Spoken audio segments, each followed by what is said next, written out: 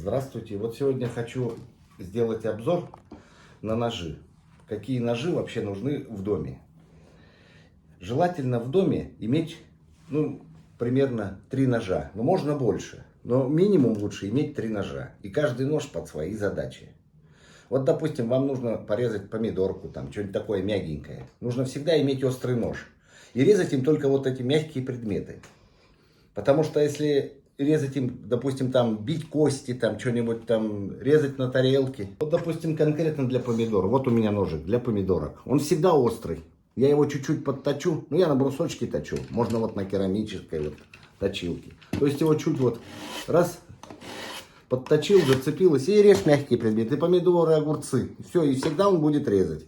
Но если же им начать там рубить мясо, твердую курицу, ковырять где-то там в мясе, в сухожилиях, там отделять мясо от костей, то нож уже, наверное, будет непригоден для помидора. Потому что его постоянно надо будет точить. Вот, допустим, для каких-нибудь средних работ. То есть это вот у меня, допустим, вот для мяса.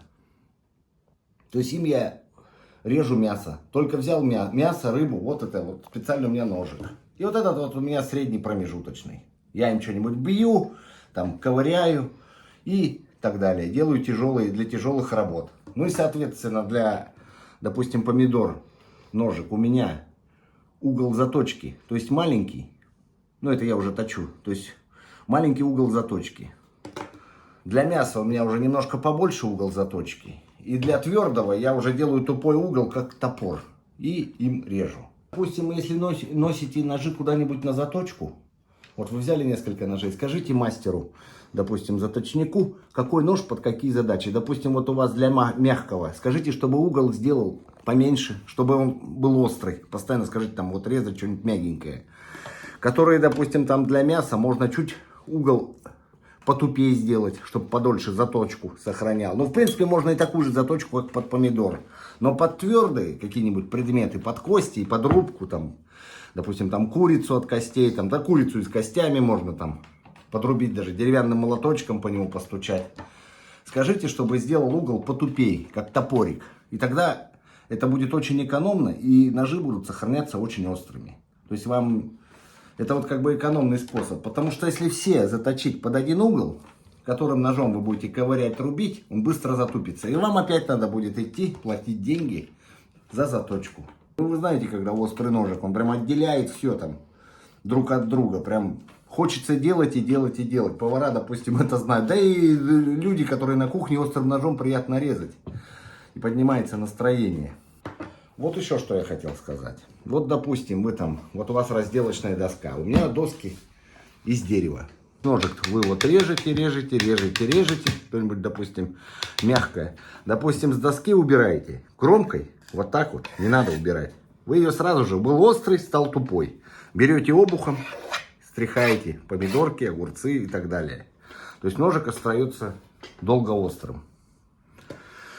Допустим, вы едите что-нибудь на тарелке. Ножом, вот вы режете, да, по тарелке скрепсти не надо. Это керамическая тарелка, об нее можно ножи точить. Вот они даже, я могу заточить ножик об нее. И он будет острее. То есть ножик сразу кромку загубите вы об тарелку. То есть прощай ножик называется. Для этого нужно какой-нибудь столовый ножик. Или отдельно для еды ножи. То есть, пожалуйста, вот вы. Именно для вот по тарелке скоблить. Потому что которые разделочные, это уже не пойдет. Ну, допустим, вот у вас ножик заморался, в чем-нибудь там полежал. Бывает такое. Вам нужно его очистить. Вот так вот керамической губкой тоже мыть их лучше не надо. Это металл об металл тоже. Кромочка вся умирает. То есть все, вы ее всю затупите. Что можно сделать, если вот он не отмывается? Ну, либо вот твердой частью губки потереть. Ну, естественно, осторожно, не порезаться, если он острый. Либо лучше бы я даже рекомендовал его в теплую воду положить и отмочить. Отмокнет, потом уже сотрете губкой. Все. Железо лучше по железу не скоблить. Что вот еще я хотел сказать, вот про доски. Бывают доски керамические, бывают пластмассовые. Ну, хотя бы пластмассовую доску иметь. Керамические, это лучше не надо. Это вы Даже если это керамический нож, тоже затупится. Они хоть и дольше остроту сохраняют, тоже затупится. Это вы загубите ножи об керамические доски. Они, конечно, вечные, но только на раз порезал. Да даже не раз, несколько раз коснулся, все. И режущая кромка все уже затупилась. Максимум пластмассовые доски. Но лучше деревянные. Ну, для рыбы, конечно, можно пластмассовую. Деревянную бы я тоже бы как бы... Она впитывает рыбу, запах рыбы. Ну, очистить можно, конечно, ну хотя бы так. Ну вот как бы. Твердыми предметами, вот в общем, по режущей кромке лучше не касаться режущей кромки. Ну и все, и ножи будут сохраняться долго острыми. Вот еще, допустим, хранят ножи. Вот есть специальные такие вот, как они называются, лотки. В них, допустим, стоят вот так вот ножи. То есть вот так вот кучей хранятся в одной ячейке, в другой вилки, там еще что-нибудь. Ну, вилки там с ложками-то ладно. А вот ножи вот так вот хранить, то есть они вот в одной ячейке лежат, трутся, кромка об кромку. Тоже как бы ничего хорошего. Также хранят ножи, допустим, в ящиках шкафов. То есть в кухонном гарнитуре. То есть они вот так вот лежат, и тоже кромка об кромку бьется, тупится, и все. И режущая кромка может вся в кавернах быть и так далее, и затупиться. Лучше их вообще как бы хранить, вот специально есть магнитные держалки. Вот самое оптимальное. Ее на стену раз, и они вот так вот примагничиваются, очень удобно. Ну вот как бы и все, что я хотел сказать. В принципе, чтобы сохранить кромку ножа долго острый. Ну вот...